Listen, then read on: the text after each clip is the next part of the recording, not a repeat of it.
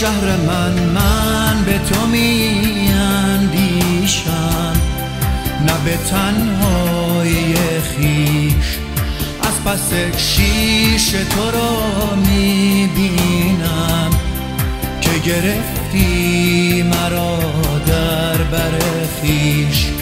من وضو با نفس خیال تو میگیرم و تو را میخوانم و به شوق فردا که تو را خواهم دید چشم به راه میمانم.